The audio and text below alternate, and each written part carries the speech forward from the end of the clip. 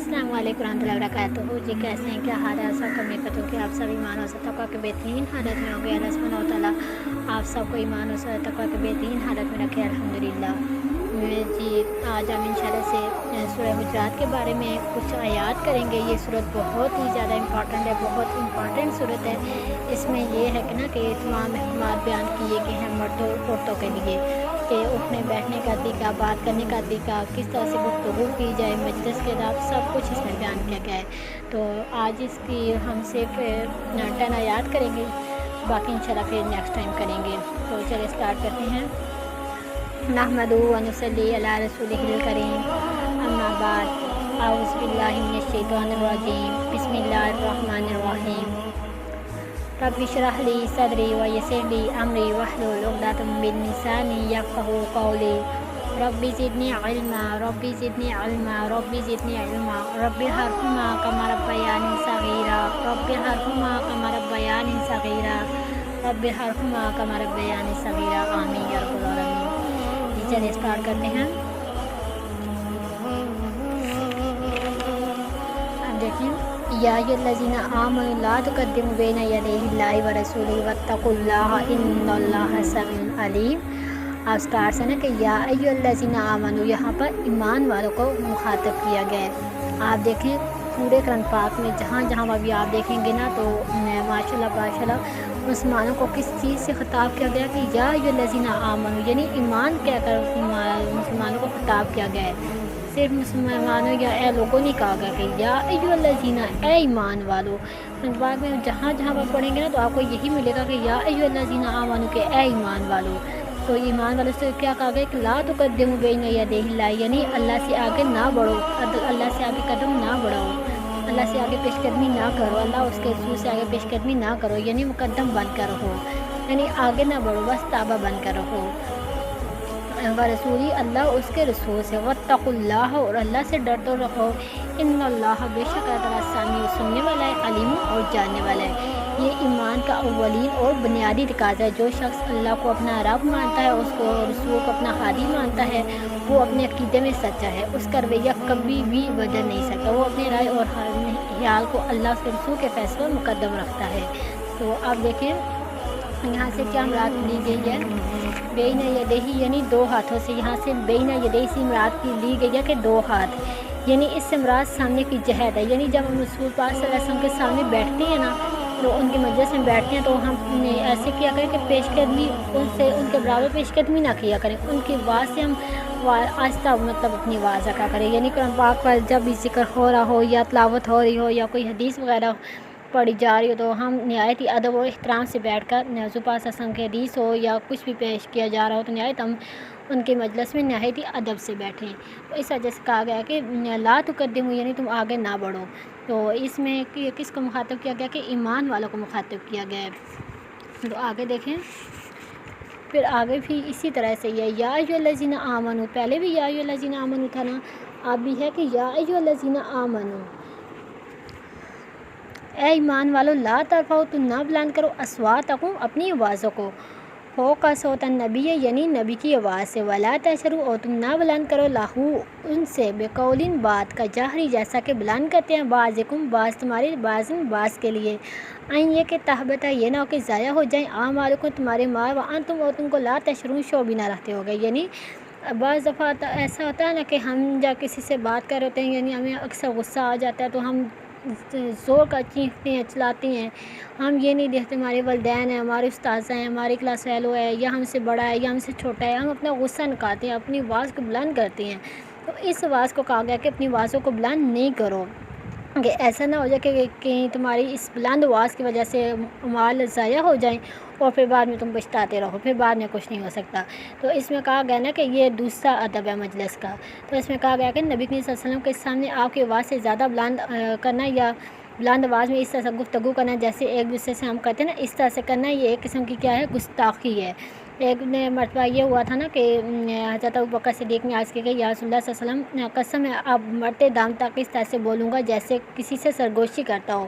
یعنی حضرت ابوبکر صدیق نے کہا کہ نبی صلی اللہ علیہ وسلم سے کہ مجھے قسم ہے اس وقت میں مطلب جب تک مرتے دم تک میں ایسے بولوں گا جیسے کسی سے سرگوشی کر رہا ہو. جیسے ہم ایک دوسرے سے سرگوشیاں کرتے ہیں نا، اور سرگوشی میں بہت کم آواز آتی ہے، تو پھر کہہ رہے ہیں کہ میں ایسے بولوں گا کہ جیسے سرگوشی کرتے ہوں. تو حضرت عمر بھی اس قدر جب انہوں نے یہ آیت سنی تو اس قدر آہستہ آہستہ بولنے لگے. تو ایک اور صحابی ہے نا کہ حضرت ثابت بن قیس تھے، ان کی مطلب بہت بلند آواز تھی نا، انہوں نے جب یہ آیت سنی تو انہوں نے بھی اپنی آواز کو کیا کر لیا، آہستہ کر لیا. اس طرح سے ہمیں اپنی آوازوں کو بلند نہیں کرنا چاہیے، ہمیں اپنی آوازوں کو نہایت پست رکھنا چاہیے. یہ نہ ہو کہ ہماری بلند آواز کی وجہ سے، صرف ہماری بلند آواز کی وجہ سے ہماری آواز ضائع ہو جائیں اور پھر ہمارے ہاتھ کچھ بھی نہ آئے. تو لہٰذا اس چیز سے بچنا ہے.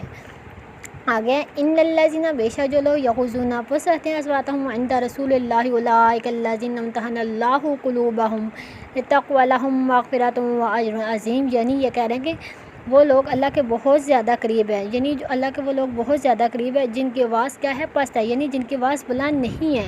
تو اللہ نے ان کے لیے ان کے دلوں میں کیا کیا ہے، تقوی کو پیدا کیا ہے. ان کے لیے کیا مغفرت ہے اور اجر عظیم ہے. اللہ نے ان کے سے وعدہ کیا کہ ان کے لیے مغفرت ہے اور اجر عظیم ہے. یعنی یہ وہ لوگ ہیں نا جو اپنی آوازوں کو پست رہتے ہیں، یعنی اپنی آوازوں کو آہستہ رہتا ہے. پھر اللہ سبحانہ تعالیٰ نے ان کو اپنی آزمائش کے لیے چن لیا، وہ اپنی آزمائش میں پورے اترے ہیں.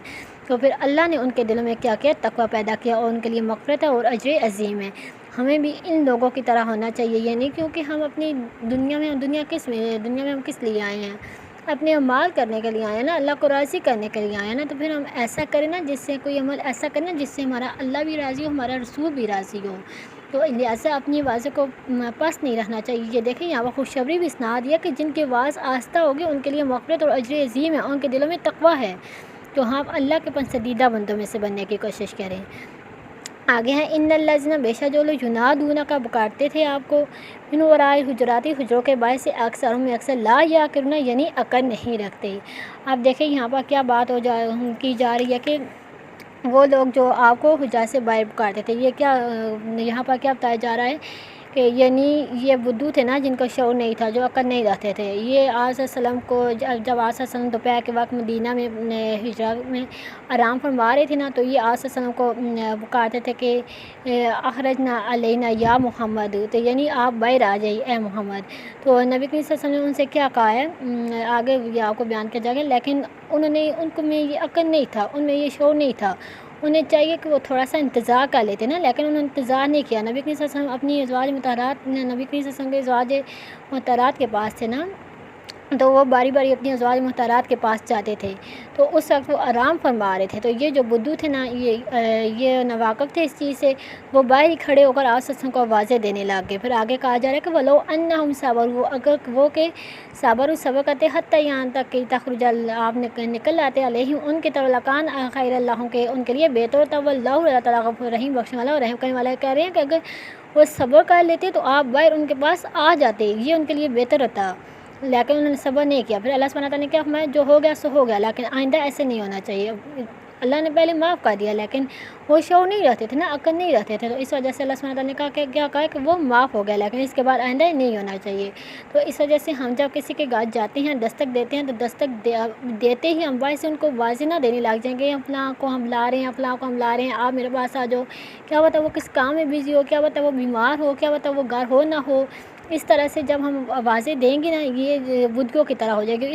اس طرح سے پھر ہم عقل نہیں رکھیں گے. لیکن ہم مسلمان ہیں، اپنے نبی کی امت ہے، ہمیں ایسا کام نہیں کرنا چاہیے. ہمیں نہایت ہی عقل اور سمجھداری سے کرنا چاہیے. جس کے گھر جائیں پہلے دستک دینے کے بعد اس کے پاس جا کر بات کریں.